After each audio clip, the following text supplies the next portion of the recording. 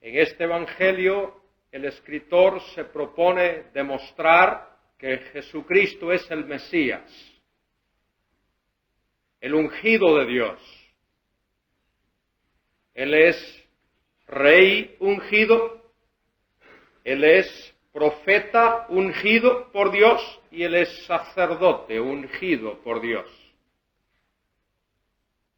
Tiene las cualificaciones dadas por Dios para hacer su ministerio en cada uno de esos tres aspectos. Pero no tan solamente eso, Él vino para presentar, para ofrecer al pueblo pactado de Dios el reino prometido en el Antiguo Testamento. Después de su muerte y su resurrección y su exaltación a la gloria, judíos se preguntaban por qué es que ese reino no ha sido establecido. Y el apóstol Mateo contesta esa pregunta. El reino no ha sido establecido porque el rey vino a ofrecerlo, pero con ese ofrecimiento habían exigencias, requisitos, compromisos que ese pueblo pactado no quiso aceptar, no quiso cumplir, de modo que ese reino ha sido dejado para el momento en que ese Mesías regrese a este mundo. Un día ese Mesías regresará con poder, con gloria, con majestad, en juicio, y ha de establecer ese reino prometido en las Escrituras. El Mesías reúne los requisitos legales. Capítulo 1, es hijo de David, hijo de Abraham. El Mesías reúne los requisitos bíblicos, capítulos 2 y 3. Nació en Belén de Judea, nació virginalmente, fue presentado por su precursor, Juan el Bautizador, cumple las profecías bíblicas, reúne esos requisitos bíblicos. Pero además de eso, el Mesías reúne los requisitos morales. En el capítulo 4 es llevado por el Espíritu al desierto para ser probado, dice allí, para ser tentado. No era una prueba para demostrar que él podía caer, podía pecar, sino todo lo contrario, era una prueba para demostrar que no podía caer, que no podía pecar. Y en esa prueba, en esa tentación, en el capítulo 4, este Mesías, que reúne los requisitos legales y que reúne los requisitos bíblicos, demuestra que reúne los requisitos morales. Él vino como el siervo de Dios para hacer la voluntad de Dios. Vino para obrar bajo la autoridad de Dios y por la soberanía de Dios y bajo la influencia y la dirección del Espíritu Santo. Y en esa tentación o en esa prueba hay tres aspectos. Hay un aspecto personal. Si eres hijo de Dios o ya que eres hijo de Dios, di a estas piedras que se vuelvan pan. Ahí tenemos el aspecto personal de esa prueba. Pero había un aspecto también nacional, relacionado con el templo. El tentador lo lleva allá a la cúspide, a la torre del templo y le dice, ya que eres hijo de Dios, échate abajo, porque escrito está, a sus ángeles enviará cerca de ti para que te guarden, para que te cuiden, de modo que tu pie o tus pies no tropiecen sobre piedra. Y él responde, sí, pero escrito está, no tentarás al Señor tu Dios. Esa tentación o esa prueba tenía que ver con el aspecto nacional, ya que la promesa antiguo testamentaria es que el Mesías vendría y aparecería súbitamente en el templo. Si el Señor se hubiese presentado, se hubiese echado abajo como proponía el tentador, el pueblo hubiese visto antes del tiempo determinado por Dios que ese era el Mesías, y el Mesías no hubiese estado haciendo la voluntad del Padre, sino la voluntad del tentador. Y el tercer aspecto de la tentación tiene que ver con un aspecto universal. Dice la Escritura, el tentador presenta al Mesías los reinos de este mundo. El Mesías es rey. Y por supuesto, él ha de reinar. Pero ese reino, esa autoridad que Dios quiso dar a Adán en el principio, fue usurpada por el tentador, quien se ha constituido él en rey de los reinos de este mundo, por este tiempo, mientras Dios lo permite. De modo que de esta manera puede mostrar los reinos de este mundo y decir al Mesías, todo esto te daré si postrado me adorares. Y el Mesías responde, no, porque escrito está, al Señor tu Dios adorarás y a Él solo servirás.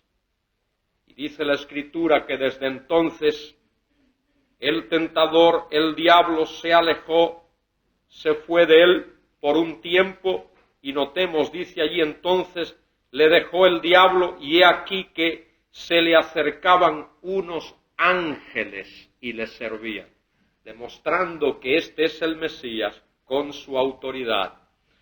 Luego al final del capítulo 4 vemos el mensaje proclamado y predicado por este Mesías.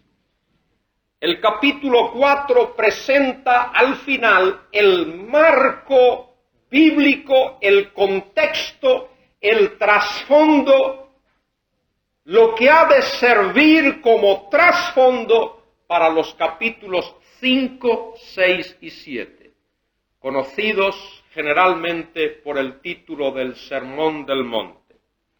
Dice el versículo 23, con lo que concluíamos anoche, y recorría Jesús toda Galilea, enseñando en las sinagogas de ellos. Notemos la relación sinagoga. Esto tiene que ver con el pueblo israelita, con el pueblo judío. En las sinagogas de ellos, predicando las buenas nuevas del reino. El reino se ha acercado en la persona del rey, y sanando toda enfermedad y toda dolencia en el pueblo, es decir, realizando, haciendo obras mesiánicas, como ha sido profetizado en el capítulo 35 de Isaías. Los ciegos verían, los sordos oirían, los mudos hablarían, los cojos y paralíticos serían sanados. Y se difundió su fama por toda Siria, pueblo gentil, porque el reino incluye también a gentiles. El reino no es única y exclusivamente para judíos, el reino incluye gentiles. Y a través del Antiguo Testamento encontramos esa promesa. Zacarías 2, 10 al 12, Zacarías 8 del 18 al 23, Isaías 2 del 1 al 4 y otros pasajes en el libro de Isaías, capítulos 11, capítulo 65, se nos habla allí de que gentiles vendrían a adorar al rey. De modo que el reino también incluye gentiles. Tiene una relación específica con el pueblo pactado de Dios, la nación de Israel, Tiene una relación específica con el pacto hecho por Dios con Abraham y con David. Tiene una relación específica con el nuevo pacto de Jeremías capítulo 31. Pero no se circunscribe única y exclusivamente al pueblo israelita. Naciones gentiles.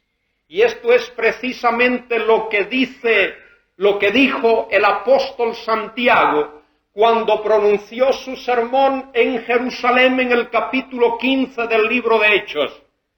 Muchos estaban maravillados de que Dios hubiese ya incluido gentiles dentro del marco, dentro del círculo de sus bendiciones, cuando el apóstol Pedro había ido a la casa de Cornelio, Hechos capítulo 10, a predicar.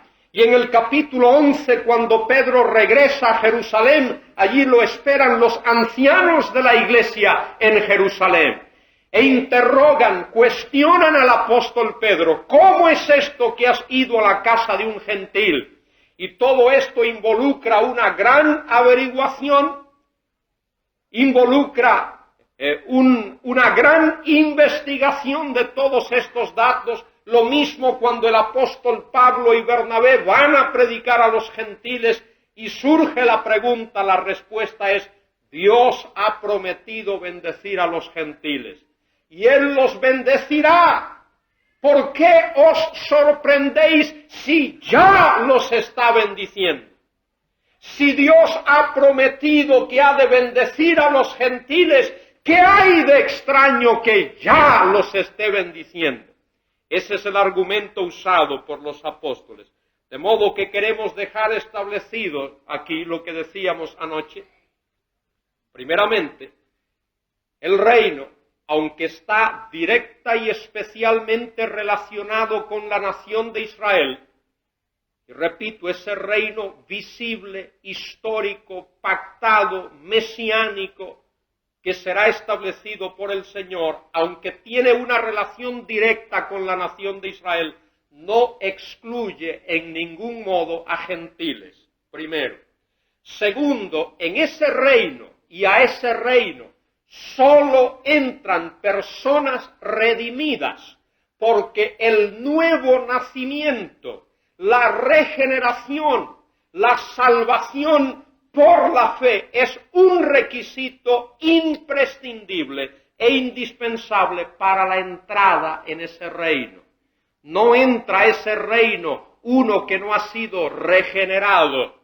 Todos esos que entran a disfrutar de ese reino, entran porque han sido regenerados. Bien, el Mesías realiza su obra mesiánica. Se difundió su fama en toda Siria y le trajeron todos los que se encontraban mal por diversas enfermedades, los que sufrían graves padecimientos, los endemoniados, los lunáticos y paralíticos, y los sanó. Y le siguió mucha gente de Galilea, de Decápolis, de Jerusalén, de Judea y del otro lado del Jordán. Y ahora toda esta multitud sigue al Señor. Y viene la pregunta, surge la interrogante, ¿por qué sigue al Señor esta multitud? ¿Qué buscan? ¿Qué quieren? Y es en esta ocasión donde el Señor predica, enseña, proclama, habla, dice, una de las piezas más importantes, uno de los trozos más importantes de todo el Nuevo Testamento, de toda la Escritura, el Sermón del Monte. Creo que no es necesario decir que estos 3 capítulos de Mateo, 5, 6 y 7, han sido sometidos a una variedad grande de interpretaciones.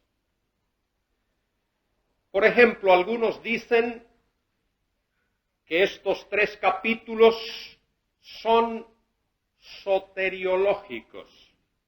palabrita un poco rara, soteriológicos. ¿Qué significa eso? Bueno, eso significa, la palabra soteriológico es aquello que tiene que ver con la salvación, porque la palabra griega sotería significa salvación. La palabra soter significa salvador, de modo que soteriológico lo que tiene que ver con la salvación. Y muchas veces oímos decir a personas, y se han escrito libros, tomos, volúmenes tocante a esto. El Sermón del Monte es soteriológico. En otras palabras, somos salvos por guardar el Sermón del Monte. Guardamos estas cosas que encontramos aquí y somos salvos. En otras palabras, el contenido del sermón es para salvar. Esa es una manera de ver la cuestión. Y esto tiene que ver con salvación personal. Hay algunas personas a quienes he oído decir o he leído sus obras y dicen: mi religión es la regla de oro. Esa es mi religión. La regla de oro es: haz a otros lo que quieres que ellos te hagan a ti. Es parte del Sermón del Monte. Y lo que están tratando de decir es: mi religión se resume al Sermón del Monte. Quitémosle todo lo demás y vamos a dejar solo el Sermón del Monte. Algunos dicen que la naturaleza, el objetivo de este sermón es soteriológico, es para salvar. Otros han dicho que este sermón tiene un carácter sociológico.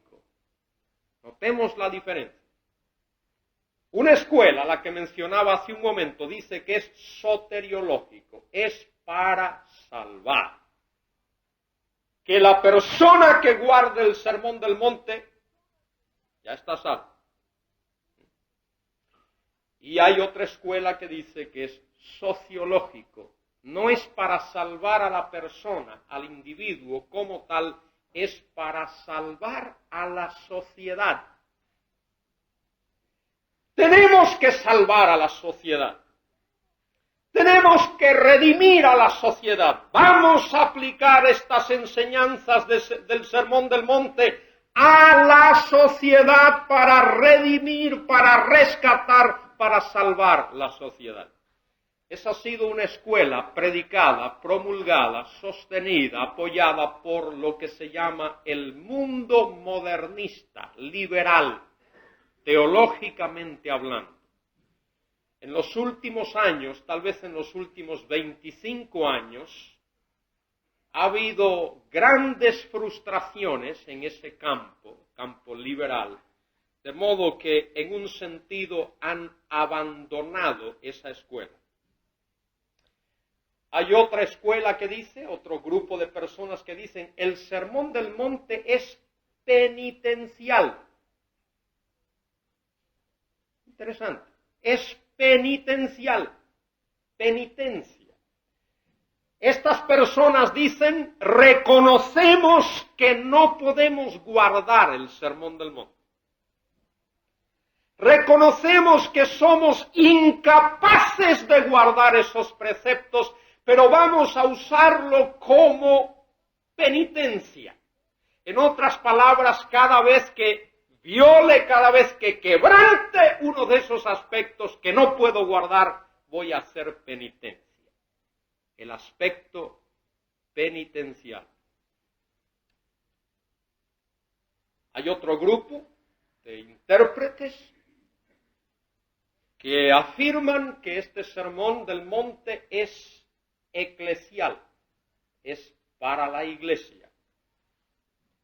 La iglesia está aquí. La iglesia debe de no tan solamente aplicarse estos principios, lo cual todos creemos que deben de ser aplicados, sino que estas verdades fueron dadas para la Iglesia y en relación con la Iglesia. Bueno, es importante notar, solo entre paréntesis, que la palabra iglesia, eclesía, aparece en el capítulo 16 de este Evangelio, según San Mateo, no aparece antes. De modo que aquellos que pudiesen creer que este sermón tiene que ver o es dirigido, que este sermón ha sido dirigido a la iglesia, deben de recordar que la palabra iglesia no se usa en el Evangelio según San Mateo, que es de paso el único de los evangelios que usa la palabra iglesia. No se usa sino hasta el capítulo 16 de este Evangelio. Algunos otros han dicho lo siguiente, otra escuela más. Dice, el Sermón del Monte es la constitución del reino. Ahí están esos capítulos, pero esos capítulos es para que sean cumplidos, sean aplicados cuando estemos en el reino. De modo que el Sermón del Monte no tiene nada que ver con nosotros hoy. Y si tiene que ver algo es muy poco. Si tiene que ver algo con nosotros hoy es solo tangencialmente. Es solo secundariamente, es solo de paso. Demos un repasito a esto. Notemos lo siguiente. Hemos dicho que hay algunos que dicen que el Sermón del Monte es soteriológico. El que guarda el Sermón del Monte es salvo. El que no lo guarde no es salvo. Hemos visto que algunos dicen que el Sermón del Monte es sociológico, es para salvar no al individuo, sino a la sociedad. La sociedad debe de vivir según el Sermón del Monte y entonces es rescatada. Otro tercer grupo dice que este Sermón del Monte es penitencial. En otras palabras, es para que la persona que lo estudie y se dé cuenta de que está violando ciertos preceptos, haga, por así decir, penitencia, castigue su propio cuerpo, se someta a ciertas cuestiones de autocastigo para poder redimirse por no haber podido guardar el Sermón del Monte. Otros dicen que este sermón es eclesial, es decir, que está dado y que fue dado a la iglesia y que la iglesia pues sencillamente tiene aquí su sermón y que esto es directamente por interpretación y por aplicación para la iglesia. Otros creen que es para el reino, que es para el milenio y que no tiene mucho que ver con nosotros hoy, que es tangencial, que tiene algo que ver, pero solamente en un aspecto secundario. Creo que debo decir que ninguna de esas escuelas u opiniones que he expresado me satisface. No creo que el Sermón del Monte es para salvarnos. No creo que el que lo guarda es porque es salvo o que el que no lo guarda es porque no es salvo. Porque creo que la salvación tiene que ver con algo mucho más personal. Tiene que ver con una relación con la persona de Cristo Jesús. Segundo, no creo que tiene un aspecto social porque según la Biblia la sociedad como tal está destinada al juicio. Y en ningún sitio en la Biblia se nos manda que nosotros rescatemos a la sociedad. No hay ningún sitio en la Biblia donde se nos mande a rescatar la sociedad. Se nos manda a rescatar a individuos que están dentro de esa sociedad por medio del mensaje del Evangelio. pero no a la sociedad. La sociedad como estructura, la sociedad como sociedad, la sociedad como sistema está destinada al juicio de Dios. Y eso debe de quedar claro en nuestra mente. Tampoco creo que esto es penitencial, porque cuando en la Biblia se habla de arrepentimiento, no se está hablando de penitencia. Arrepentimiento tiene que ver con un cambio de manera de pensar que lleva consigo un cambio de actitud. El verbo griego metanoeo significa cambiar de manera de pensar, cambiar de dirección, cambiar de actitud. Es un cambio de vida que lleva consigo y necesita una regeneración, de modo que hay una gran diferencia entre arrepentimiento en el sentido bíblico y penitencia o remordimiento. Tampoco veo que esto sea dado por interpretación, es decir, que sea algo dado en ese sentido contextual, interpretacional a la Iglesia, debido a que la Iglesia no surge en el Nuevo Testamento y en los planes y los propósitos de Dios, sino hasta después de la muerte y resurrección de Cristo con la venida del Espíritu Santo. Era necesario que Jesucristo muriese en la cruz, era necesario que Él resucitase de entre los muertos para que pudiese haber una iglesia. Era necesario que el Espíritu Santo viniese como vino el día de Pentecostés para que pudiese haber una iglesia. No pudo haber habido una iglesia nuevo testamentaria, una iglesia cristiana. No pudo haber habido una iglesia cristiana antes de la muerte de Cristo en la cruz del Calvario. Y no pudo no haber habido una iglesia cristiana, un cuerpo de Cristo, después de su resurrección. En otras palabras, tan imposible era que hubiese una iglesia nuevo testamentaria cristiana antes de la muerte de Cristo, como imposible es que no hubiese habido esa iglesia después de su muerte y su resurrección. Pero tampoco me satisface la opinión de algunos de que el Sermón del Monte tiene que ver con algo por allá lejano todavía. Es decir, en el reino mesiánico, que estas cosas tendrán que ver solo con el reino mesiánico, el reino davídico, el reino pactado que será establecido allá. Lo que creo que ocurre aquí en el Sermón del Monte es lo siguiente. El Señor Jesucristo anuncia un reino, su reino. Y el Señor Jesucristo sabe que ese reino va a ser rechazado por la nación a la que ese reino es, a la que se le ofrece ese reino.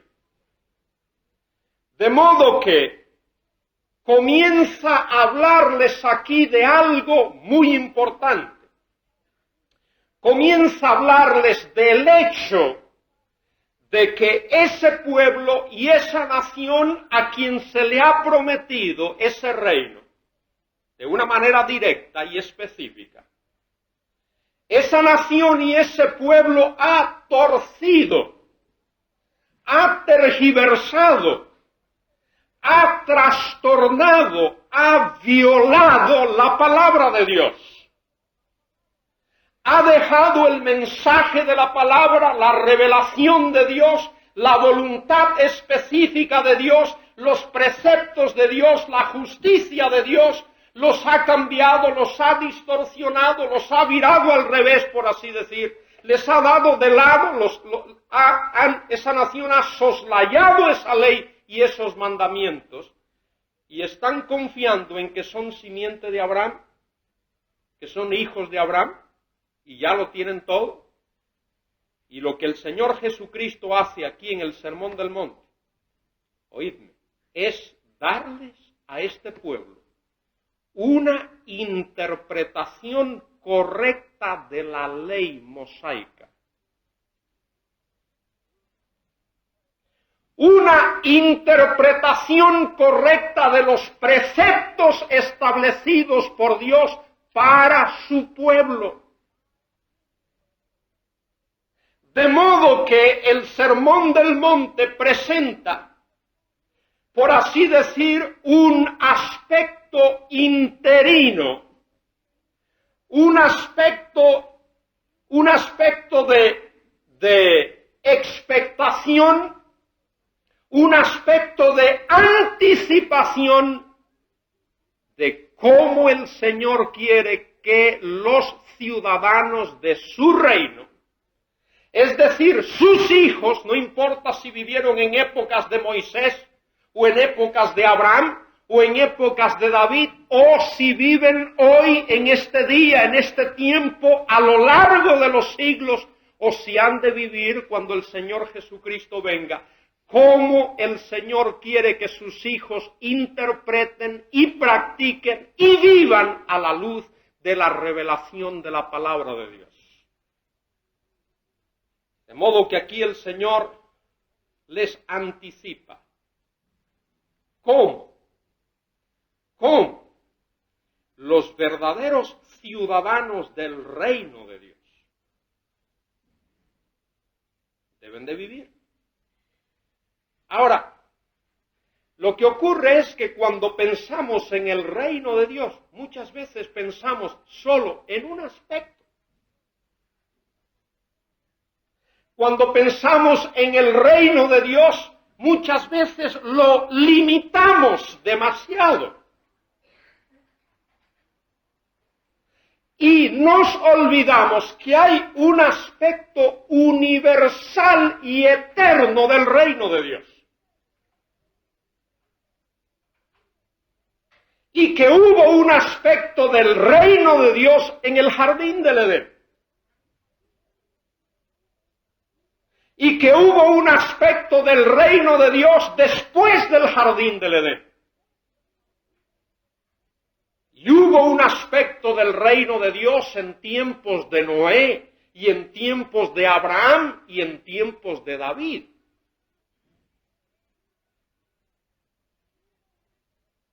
Y hubo un aspecto del reino de Dios reflejando la voluntad de Dios por medio de la ley que Dios dio a Moisés para el pueblo viviendo en la tierra de la Palestina.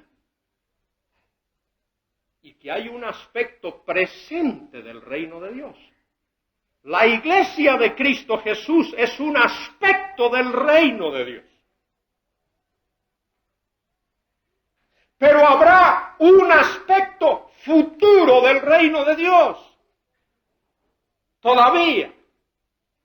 Aún después de que la iglesia ya no esté aquí en este mundo. Habrá un aspecto mesiánico del reino de Dios. Habrá un aspecto davídico, pactado del reino de Dios. Habrá un reino milenial, si queréis usar la palabra, aunque no es necesario. Un aspecto histórico, terrenal, visible, aún dentro del armazón, dentro del andamiaje del tiempo, en el cual Dios demostrará su autoridad, su soberanía en la tierra. Repito, dentro de la estructura, dentro del armazón, dentro del andamiaje del tiempo. Y lo que el Señor nos está diciendo aquí es cómo Él espera y cómo Dios quiere que los ciudadanos de ese reino vivan y los ciudadanos de ese reino se comporten y los ciudadanos de ese reino reflejen la voluntad de ese Dios. Y es por eso que en estos últimos versículos del capítulo 23 tenemos primeramente la situación contextual de este mensaje. el Señor sitúa este mensaje en su contexto. 4:17 nos acaba de decir que el Señor predica, ¿qué cosa? Arrepentíos porque el reino de los cielos se ha acercado. Y anuncia ese reino. Y está cerca ese reino porque el Rey está allí, presente, visible. Y para demostrar que Él está allí, hace obras mesiánicas. Predica por un lado y sana por otro. Y luego entonces comienza. Viendo la multitud, subió al monte y sentándose se acercaron a Él sus discípulos. Y abriendo su boca les enseñaba diciendo. Mi opinión particular es que esos que se acercan a Él son los 12. Que la multitud, los que vienen después, los que le han estado siguiendo aquí en un sentido, llegan tarde, como algunas personas que llegan tarde a los cultos. Pues muchos llegaron tarde, de modo que se perdieron de la primera parte, o tal vez las 2/3 partes del sermón. Los apóstoles, los 12, escucharon y recibieron todo el sermón. Los que llegaron tarde solo escucharon la parte final.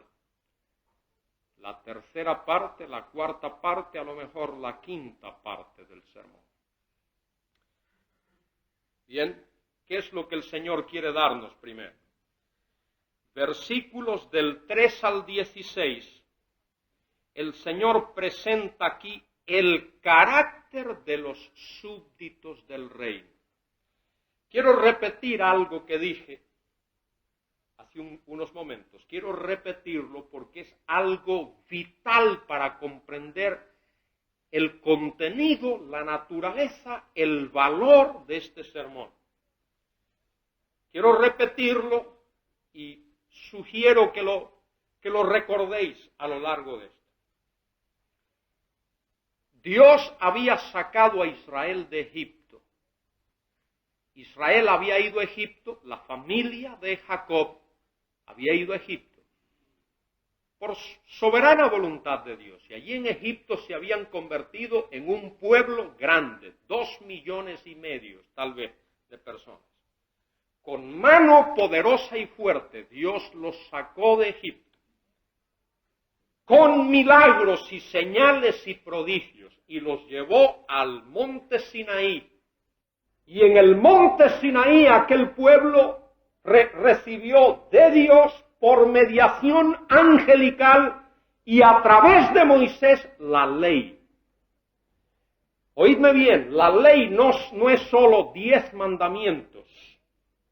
La ley es una totalidad que contiene no menos de 613 mandamientos. Oídme bien, el Señor Jesucristo se refiere al Salmo 82 y lo llama la ley.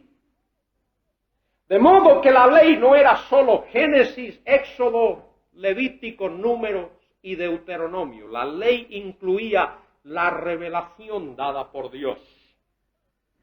Pero en particular, esa parte de preceptos y de mandamientos, Dios lo dio a aquel pueblo. Pero cuando aquel pueblo fue a la tierra, comenzó a dar su propia interpretación a esas cosas.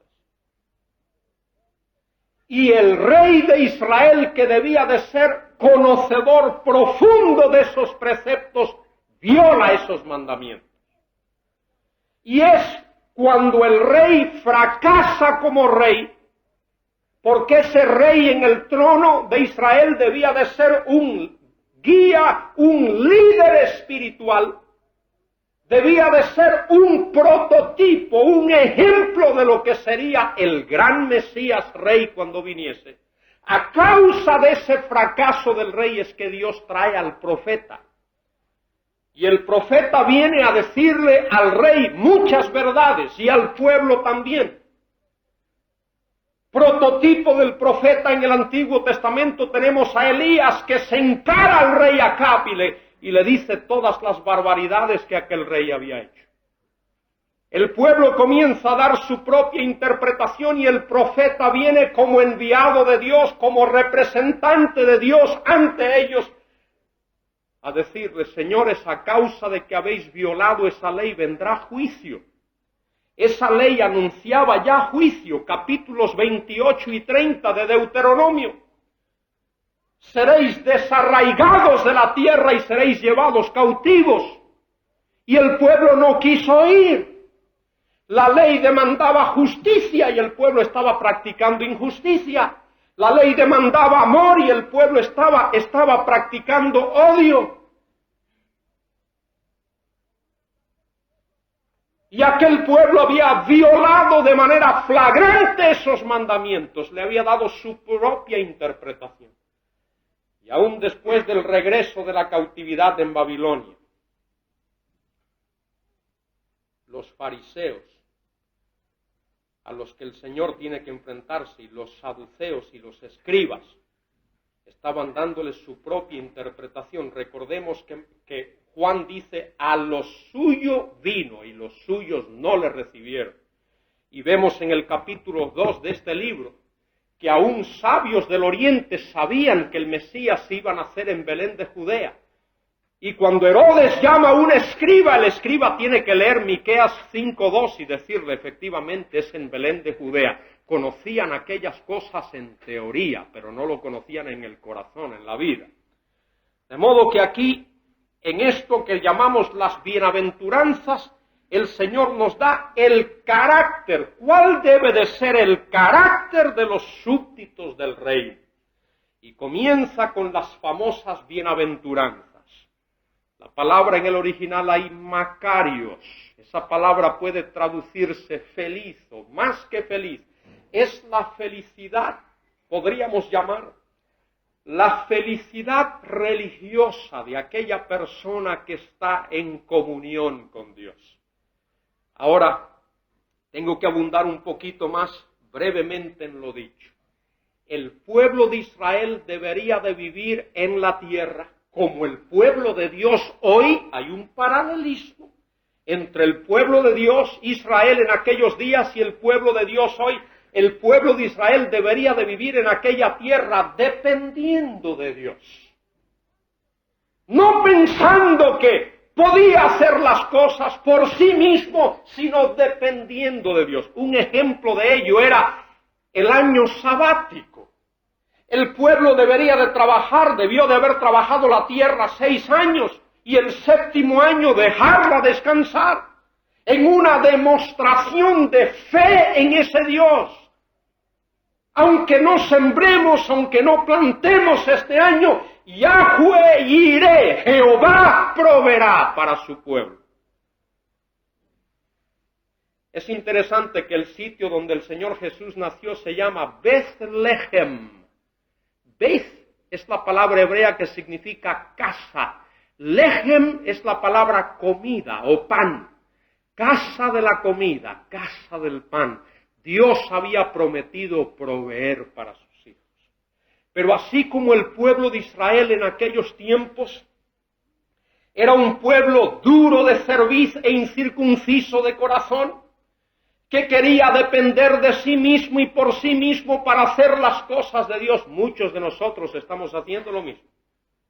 Y pensamos que si no trabajamos domingo, lunes, martes, miércoles, jueves, viernes y sábado de 6 de la mañana a 10 de la noche, no vamos a tener que comer. Y tenemos tiempo para todas las demás cosas, pero no para Dios. Cuidado con eso. Bienaventurados, notemos, los pobres en espíritu, porque de ellos es el reino de los cielos. Los pobres en espíritu. aquellos que reconocen que tienen que depender única y exclusivamente del soberano, aquellos que reconocen que Dios es el proveedor de todas las cosas. De ellos es el reino de los cielos, el reino que este Mesías promete aquí. Bienaventurados los afligidos, porque ellos recibirán consolación. Uno de los nombres del Mesías es Consolador. Él es el Consolador. Bienaventurados los pacificadores, porque ellos recibirán la tierra por heredad. Salmo 2, versículos 8 y 9, Salmo 37, 11. Los mansos recibirán la tierra por heredad. ¿Sabéis cuál era el concepto semita de la vida eterna? El concepto semita era vivir en esta tierra para siempre, lleno de las bendiciones de Dios.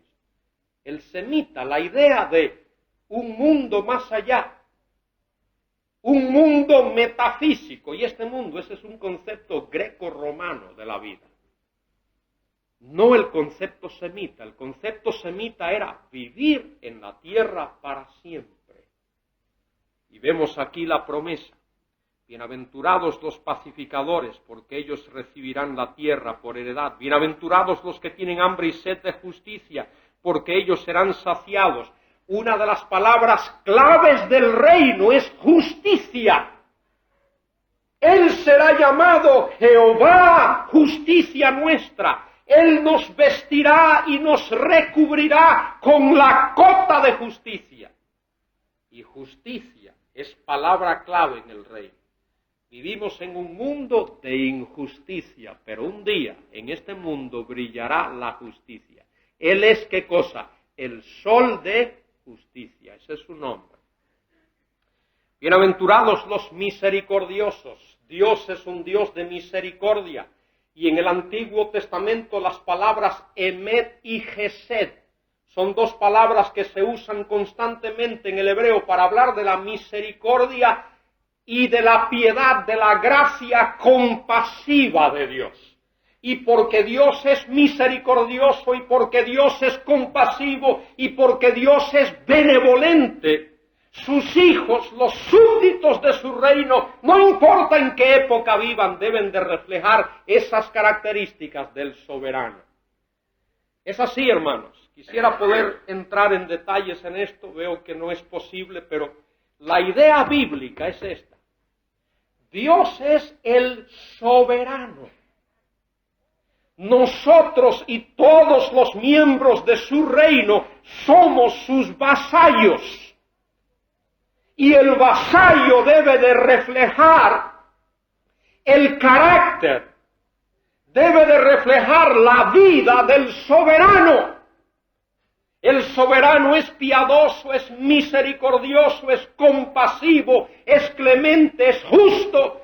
Los súbditos de su reino deben de practicar esas mismas virtudes. Bienaventurados los misericordiosos, porque ellos alcanzarán misericordia. Bienaventurados los de corazón limpio, porque ellos verán a Dios. Sed santos, porque yo soy santo, dice el Señor. Bienaventurados los que padecen persecución por causa de la justicia, porque de ellos es el reino de los cielos. Esto me hace pensar que esto no se refiere al milenio, a ese reino futuro. Y se habla de persecuciones. De modo que esto ya me dice que no está necesariamente y directamente relacionado con ese reino futuro. Tiene que ver con algo antes de ese reino. Bienaventurados seréis cuando por mi causa os vituperen y os persigan y digan toda clase de mal contra vosotros, mintiendo. Gozaos y alegraos, porque vuestro galardón es grande en los cielos, porque así persiguieron a los profetas que os precedieron. En otras palabras, en tiempos difíciles, en tiempos en que Dios ha demostrado su voluntad en este mundo, aquellos que han seguido esa voluntad de Dios han sido perseguidos. Isaías fue perseguido, Jeremías fue perseguido, Amós fue perseguido, Oseas fue perseguido, y otros profetas y los apóstoles también. De modo que aquí está, carácter de los súbditos del reino. Vosotros sois la sal de la tierra. La sal en la Biblia es una sustancia que se usa para preservar, eso es verdad. Pero también en la Biblia la sal tiene que ver con aquello que produce sed. Y los ciudadanos del reino debemos de vivir de tal manera que nuestras vidas hagan que otros se sientan sedientos de las cosas de Dios y de la palabra de Dios y de la voluntad de Dios. Vosotros sois la sal de la tierra, pero si la sal se vuelve insípida o si pierde su sabor, ¿con qué será salada?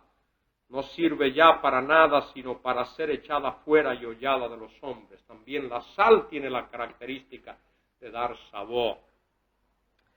Vosotros sois la luz del mundo. Y aquí habría para predicar todo un sermón. Israel fue colocada por Dios en el centro, podemos decir, del mundo. La Palestina, ese trocito de tierra, es como un puente que une 3 continentes, Asia, África y Europa.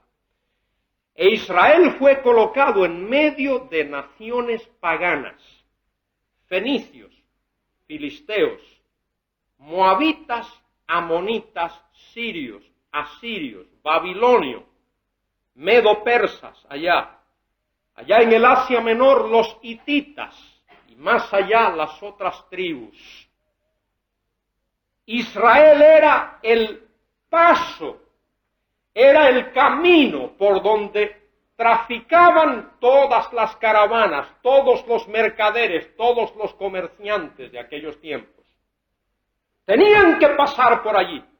Si venían del Asia e iban para el África, por allí pasaban. Si venían del África de Egipto, por allí pasaban. Si venían del oeste, por allí pasaban. Si iban hacia Babilonia, por allí pasaban. Era el cruce de caminos de aquellos tiempos. E Israel fue colocado por Dios allí y recibió una ley de Dios, una palabra de Dios, preceptos de Dios, dirección divina, revelación divina, para que Israel fuese una luz. Israel debió de haber practicado la justicia de Dios, el amor de Dios, la compasión de Dios, la vida de Dios, de modo que aquellas naciones que pasasen por allí, por aquel sitio, se preguntasen ¿por qué Israel es así? ¿Qué hace que esta nación sea así? Y la respuesta a esa pregunta sería porque son los adoradores del Dios Yahweh, Jehová. Israel debió de ser una luz, pero ¿qué ocurrió? Esa luz se apagó. ¿Os dais cuenta por qué cuando Jesús viene a la tierra? Juan 8:12, él dice, yo soy la luz del mundo. El que me sigue no andará en tinieblas, sino que tendrá la luz de la vida. Lo mismo ocurre con el ejemplo de la viña. Isaías capítulo 5, Jehová plantó su viña. Y esa viña, Israel, debió de producir uvas dulces, uvas hermosas. Pero Israel se convirtió en una viña que producía uvas agrias, silvestres, que no se podían comer. Cuando Cristo viene, dice, yo soy, ¿qué cosa? La vid verdadera. Y mi Padre es el labrador. De modo que podíamos mencionar ejemplo tras ejemplo tras ejemplo, todas aquellas cosas que Israel debió de ser y no lo fue cuando el Mesías vino. Él dijo, yo soy esto. Yo soy el pan de vida. Yo soy la luz del mundo. Yo soy la resurrección y la vida. Yo soy el buen pastor. Yo soy la puerta. Yo soy la vid verdadera. Y está. Vosotros sois la luz del mundo. Una ciudad asentada sobre un monte no se puede esconder, ni se enciende una lámpara a ponerla debajo del almud, sino sobre el candelero para que alumbre a todos los que están en casa, los ciudadanos del reino. Así alumbre vuestra luz delante de los hombres, de tal modo que vean vuestras obras buenas y glorifiquen a vuestro Padre que está en los cielos. Yo creo que uno de los grandes errores que teólogos, predicadores, maestros de la Biblia hemos cometido, y me confieso culpable en muchas ocasiones, tal vez de haber dado este tipo de enseñanza, hemos polarizado. Hemos puesto allá lejos el concepto ley y por allá, por el otro extremo, el concepto gracia. Y hemos dicho, ley no tiene nada que ver con gracia, gracia no tiene nada que ver con ley. Es como si dijésemos, acá está el concepto fe. Vamos a ponerlo ahora dicho con otras palabras, el concepto fe. Y por allá está el concepto obras. Fe y obras no tienen absolutamente nada que ver. Comprendo de dónde procede eso. Yo procedo de un hogar católico romano, de una familia católico romana, y por supuesto al convertirme al Evangelio, pues he enfatizado el concepto fe porque fui inculcado, se me inculcó el concepto obras, tanto que comencé a enfatizar un poco el concepto fe para equilibrar un poco la cosa. Pero recordemos lo siguiente, Santiago, el apóstol Santiago, posiblemente el escritor del primer libro del Nuevo Testamento, la epístola de Santiago, posiblemente el primer libro escrito en el Nuevo Testamento. Santiago dice, al final del capítulo 2, así como el cuerpo sin el espíritu está muerto, así también la fe sin las obras está muerta. ¿Qué quiere decir Santiago? Quiere decir lo siguiente, cuando Dios creó al hombre, formó su cuerpo del polvo de la tierra y sopló en sus narices el soplo de la vida y Dios puso espíritu en el hombre. De modo que el hombre no es solo su cuerpo y el hombre no es solo su espíritu. El hombre es una unidad compuesta de cuerpo, parte física, material y espíritu. De modo que si el espíritu es separado del cuerpo, ese cuerpo está muerto. La Biblia no dice, ese hombre está muerto, ese cuerpo está muerto. Y así es. Fe y obras en la Biblia son dos cosas que van íntimamente relacionadas. La fe viva produce, la fe viva obra. La fe que no produce está muerta, y porque no produce y está muerta no es fe. De modo que en el sentido bíblico la única fe verdadera es una fe viva, y una fe viva produce, una fe viva obra. Por gracia sois salvos por medio de la fe, y esto no es de vosotros, es un regalo de Dios, no por obras para que nadie se gloríe, porque somos hechura suya, criados en Cristo Jesús para buenas obras, las cuales Dios preparó de antemano para que anduviésemos en ellas. Las obras que yo hago, producto de mi propio esfuerzo, de mi propia intuición, para mi propia gloria, originadas por lo que considero mi propia autosuficiencia, de nada sirve, es cero.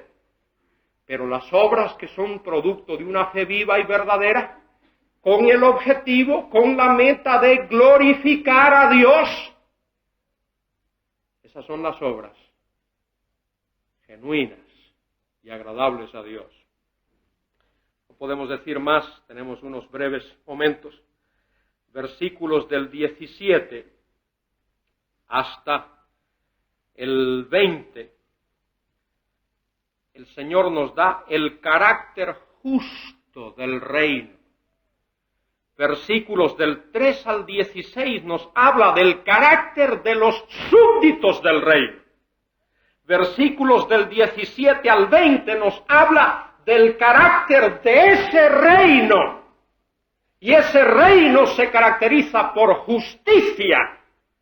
Y notemos cómo termina el Señor ese párrafo. Dice allí en el versículo 20, porque os digo, si vuestra justicia no supera la de los escribas y de los fariseos, de ningún modo entraréis en el reino de los cielos.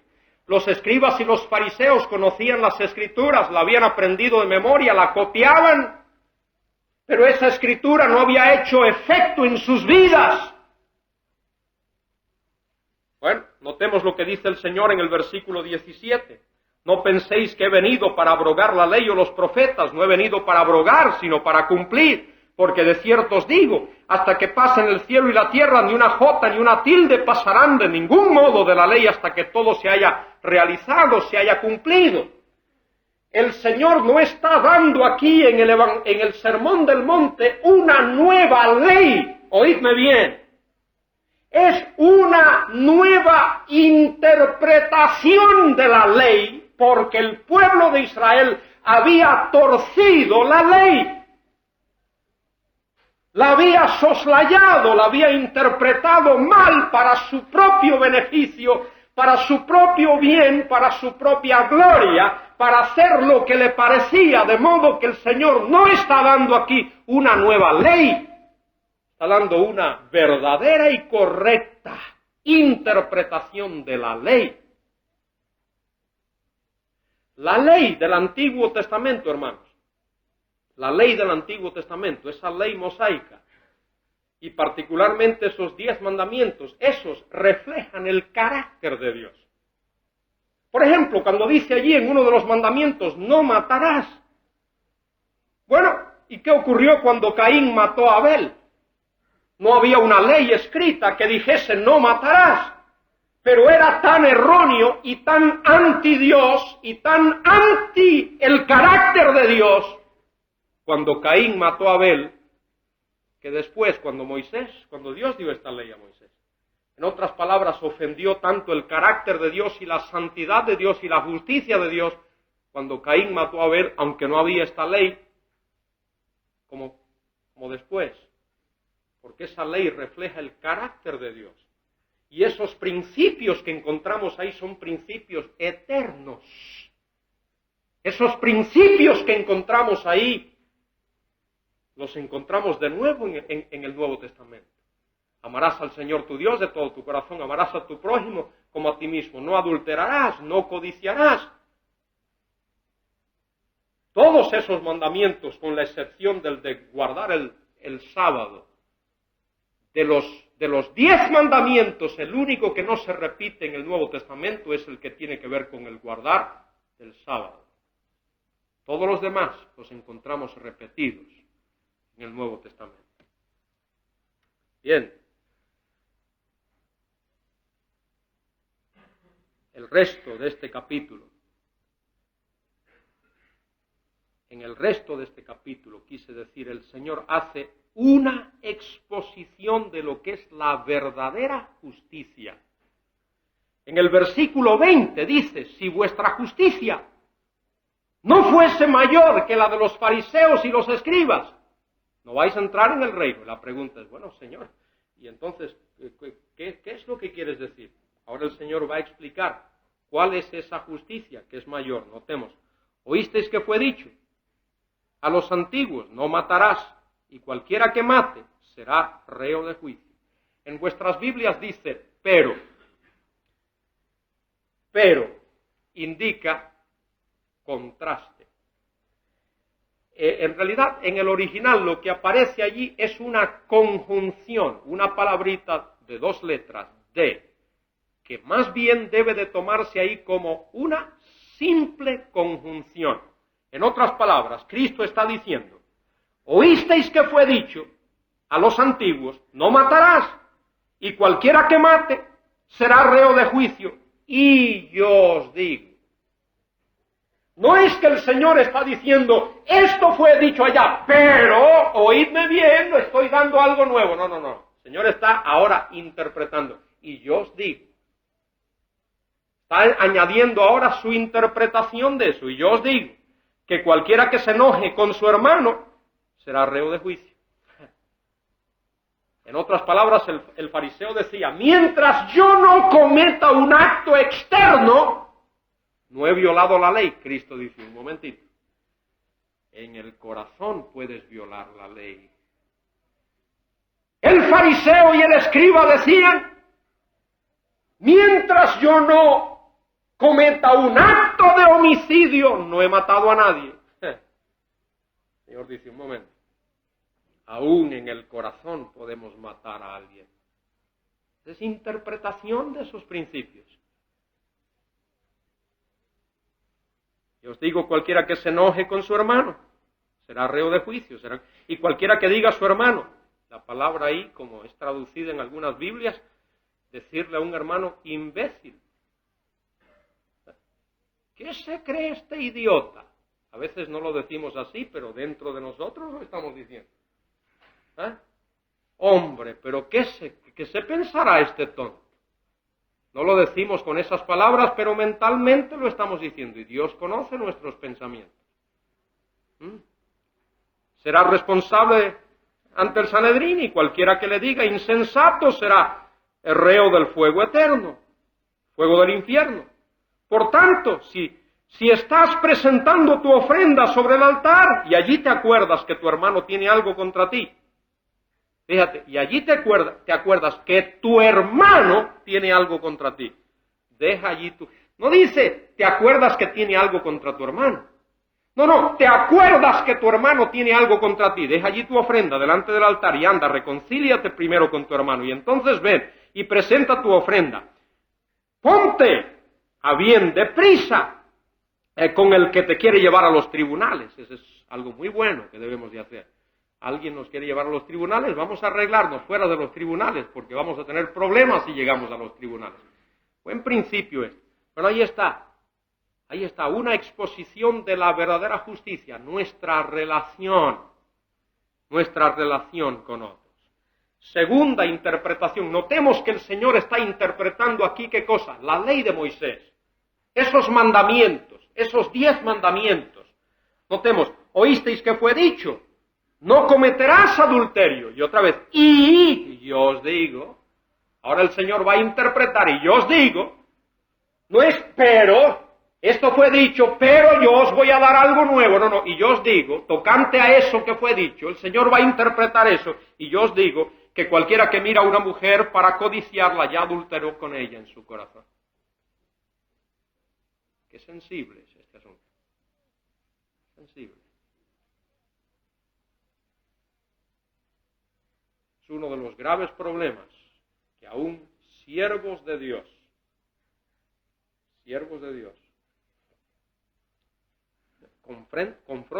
confrontamos. Decía el presidente, profesor que tuve en la escuela, dice, hay 3 cosas que hacen o pueden hacer que un hombre de Dios caiga: dinero, mujeres y orgullo. Dice, esas son las 3 causas principales de la caída de muchos siervos de Dios. Y no tenemos tiempo para elaborar en eso, pero tomemos nota de eso. Notemos versículos 31 y 32. Este es un pasaje muy importante y cuánto me hubiese gustado tener más tiempo para esto. También fue dicho, cualquiera que repudia a su mujer, que le dé carta de divorcio. Pero yo os digo que todo el que repudia a su mujer, a no ser por causa de fornicación, hace que ella adultere, y que el que se casa con la repudiada comete adulterio. Quiero explicar esto brevemente, en unos breves segundos. En el matrimonio judío existían 3 etapas, parecidas a las nuestras, pero con connotaciones distintas. Estaba la etapa del, llamémosle de manera así, el enamoramiento. Y la segunda etapa era la del desposamiento, el compromiso. Y la tercera etapa era la del matrimonio. El enamoramiento, los 2 jóvenes se enamoraban, y luego venía el desposamiento, la segunda etapa, el compromiso, y la tercera etapa, el matrimonio ya efectuado en sí.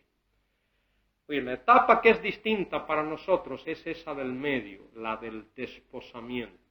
Este es caso típico, el de José y María. Cuando ese desposamiento ocurría, cuando tenía lugar, esto era lo que ocurría.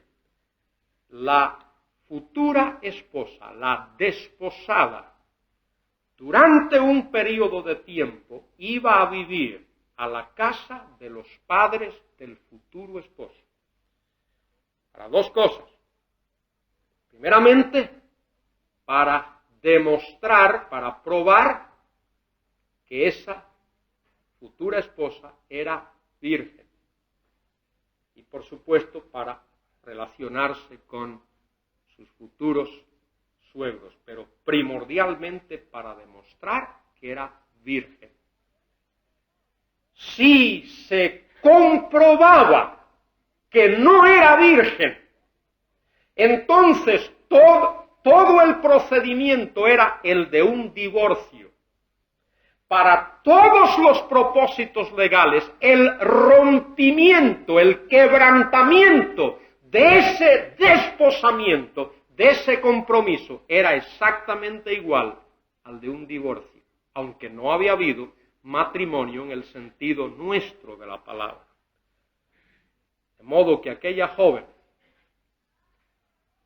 que seguramente había cometido un acto de fornicación,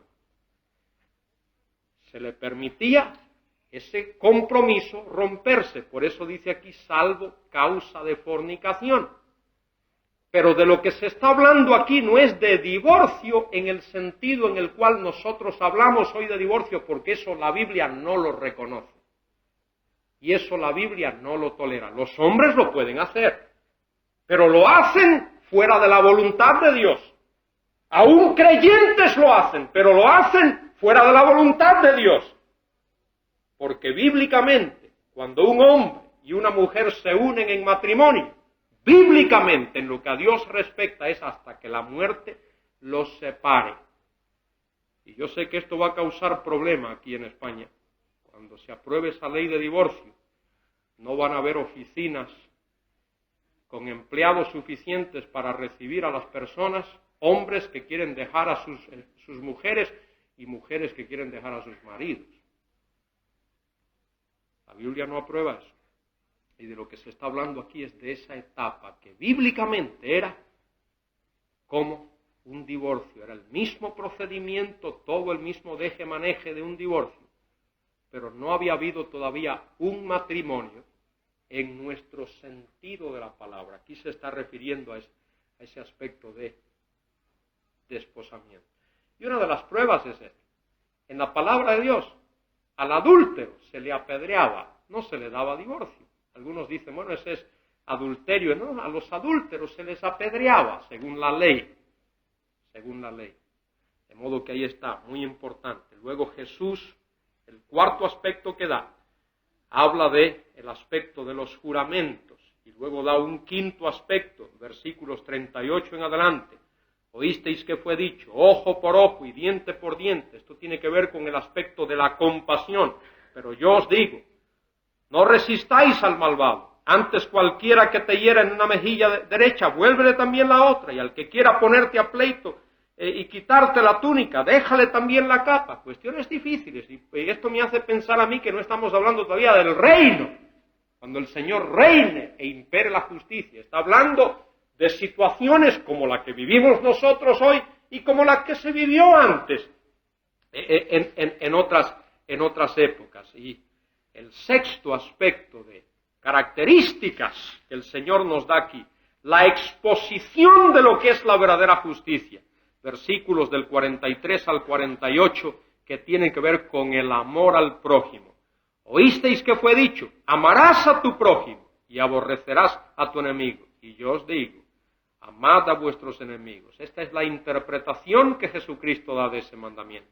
Bendecid a los que os maldicen. Haced bien a los que os aborrecen. Orad por los que os ultrajan y os persiguen, para que así lleguéis a ser hijos de vuestro Padre que está en los cielos, que hace que su sol salga para malos y buenos, y hace llover sobre justos e injustos. Porque si amáis a los que os aman, ¿qué recompensa tendréis? ¿No hacen también lo mismo los publicanos? Y si saludáis a vuestros hermanos solamente, ¿qué hacéis de más? ¿No hacen así también los gentiles? Notad, sed pues perfectos como vuestro Padre que está en los cielos es perfecto. Dios demanda justicia de parte de los súbditos, de los ciudadanos del rey. Y Jesús está interpretando esa justicia. Si vuestra justicia no fuese mayor que la de los escribas y de los fariseos, no entraréis en el reino. De modo que aquí el Señor no está dando requisitos para ser salvos, y no está hablando ya de una situación allá en el reino, en el milenio. Está dando verdades que son muy importantes, relevantes, útiles, prácticas, revelación divina para los ciudadanos del reino. No importa en qué época vivan. Allá en el Antiguo Testamento, hoy, en nuestros días, y por supuesto, mucho, pero mucho más cuando estemos con el Señor en ese reino terrenal, mesiánico, que Él ha de establecer cuando venga a la tierra.